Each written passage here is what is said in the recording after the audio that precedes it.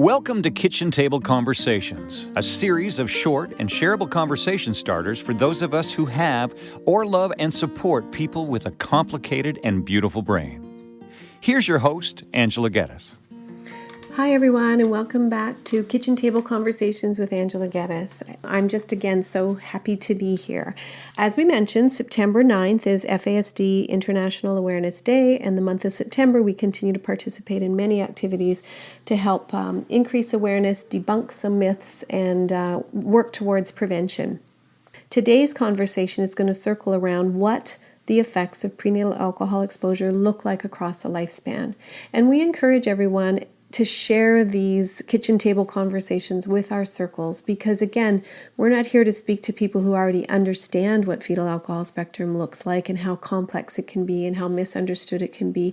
What we want to do is broaden our audience to include people who are struggling with mental health and addiction issues or some complicated learning challenges and some physical health ailments that are really puzzling.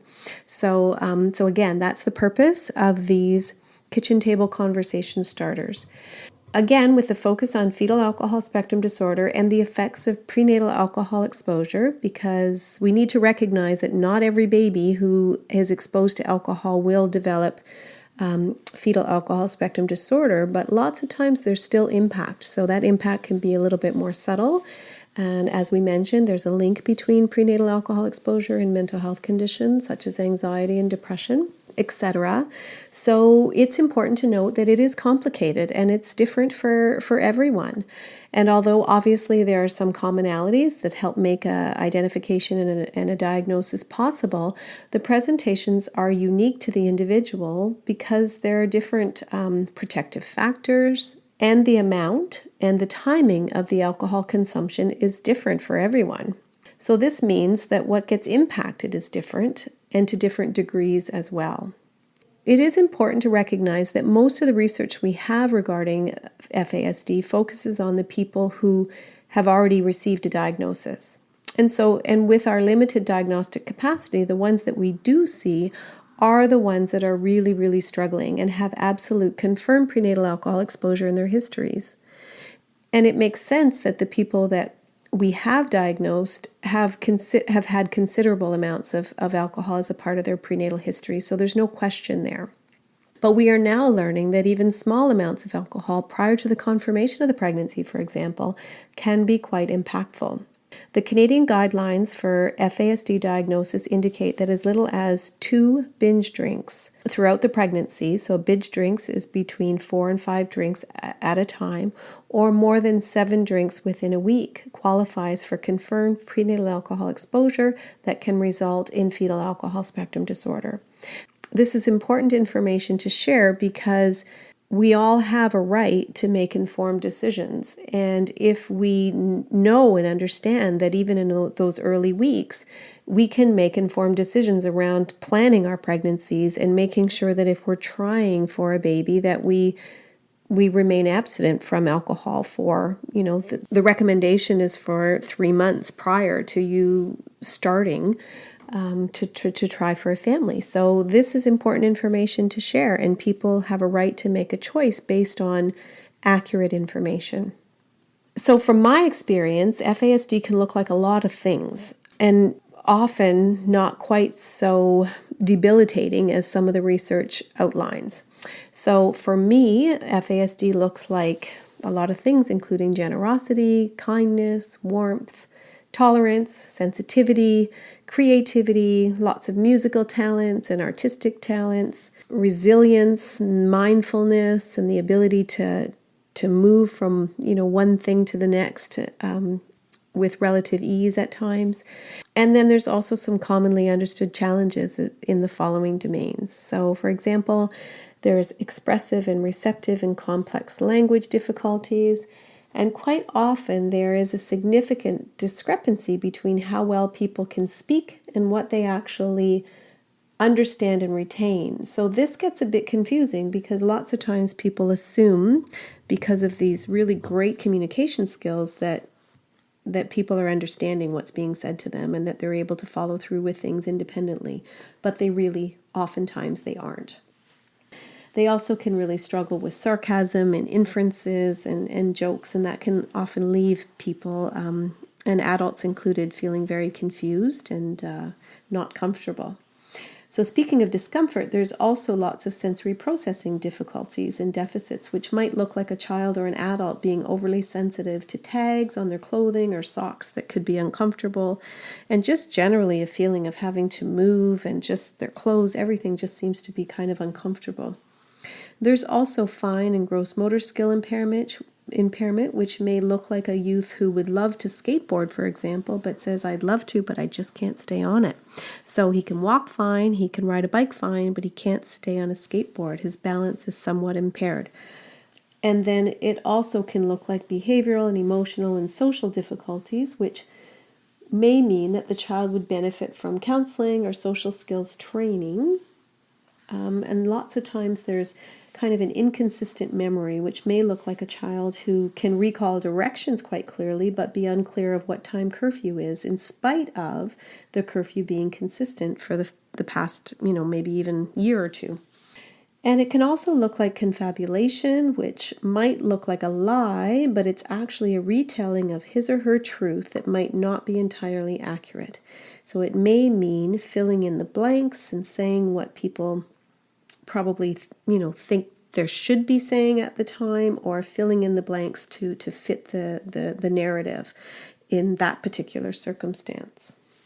So again, it can be very puzzling. It can also look like dysmaturity, which means that their emotional responses might be in line with someone significantly younger. So lots of times our 10-year-olds are having temper tantrums that we might see in somebody much younger.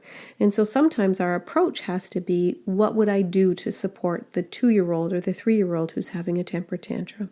And it would be unlikely that we would be angry and add fuel to the fire, but instead we'd create safety and help this little person regulate his emotions. And it also looks like repeating the same mistakes and having to be reminded of the rules or the routine or the structure of the everyday. And it can also look like impulsivity and errors in judgment, which might look like somebody who spends all their money too quickly and maybe reacts too quickly and makes mistakes, even though they know that they shouldn't have made those decisions. So it's not like they don't know the rules, but in the moment, their impulsivity takes over and they often do things and say, oh my goodness, what did I do that for? It also can look like poor money management, which means that oftentimes rent isn't paid on time, or they've run out of money by the end of the month, despite efforts made to learn standard budgeting skills. So it's not like they don't know, but in the moment they might be, again, a little bit impulsive and not able to plan ahead.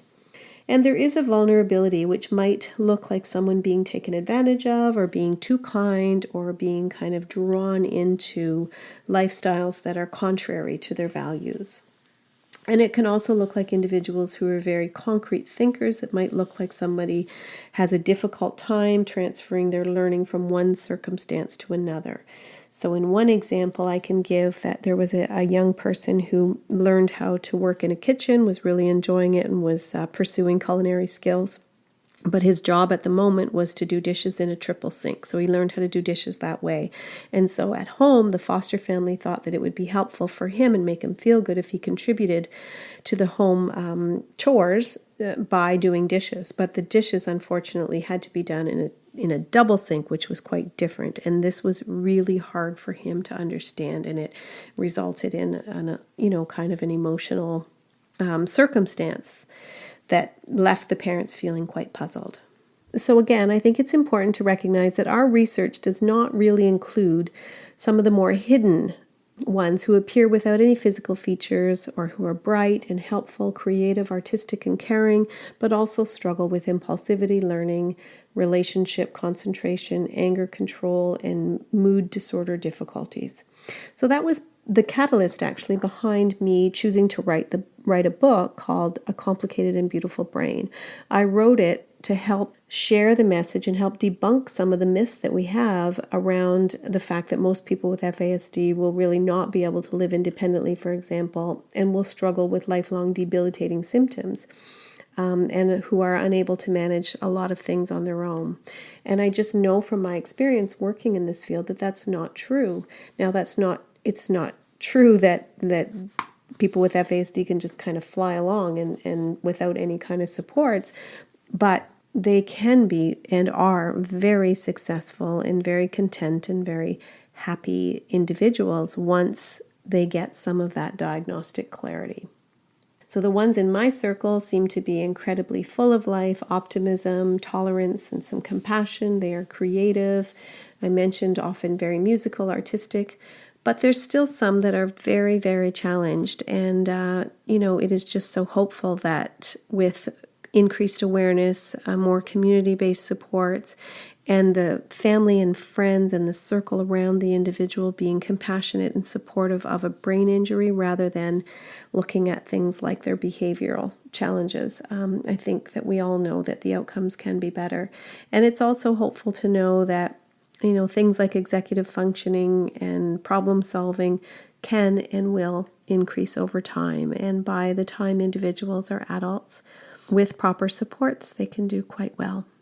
Thanks again for tuning in. Have a wonderful day, and please feel free to share these kitchen table conversations so that we can do a little bit more to raise awareness and prevent both the incidences and the impact of prenatal alcohol exposure.